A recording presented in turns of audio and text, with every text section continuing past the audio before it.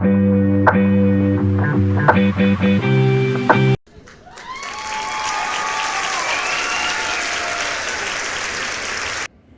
Deb, you asked me to give a little story about the times back in the 60s and early 70s when we were bused to school.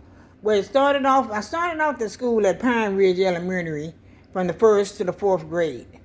After that, went to Greenville Park Elementary from the 5th to the 12th. It was from the 5th to the 12th grade, but I went from the 5th to the 10th grade. They started busing us to Hammond High School in the 11th, when I was in the 11th grade, and that was in 69, 70. Yeah, 69, 70. And you wouldn't believe the people that were standing out there with signs and stuff saying they don't want their children going to school with black children. But we went, but before then, in 67, 68, you had a choice if you wanted to leave Greenville Park and go to Hammond High. It was downtown Hammond then, if you wanted to go to Hammond High.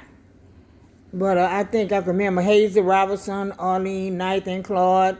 Still Claude, I can't remember his last name now, it's been so long. But I remember those three going, but didn't too many go. I didn't go. I wanted to stay at Greenville Park. But in 69, 70, we had to go. It was a must. So we went. We was over the black stayed over towards the annex building, and the white people, they stayed over there closer to the office. But it was totally different. When we went to Hammond High, okay, I was in 11th grade, but it had like 9th and 10th grade students in the classes with us. And we wasn't used to that because at Greenville Park, if you was in the 10th grade, you had 10th grade, 10th grade students with you. And the 11th grade, you had 11th grade students with you. But there you had from 9th grade on up. And I said, darn. That's why they were saying we were behind in our studies. But after that, I graduated in 71. And, I stayed out of trouble.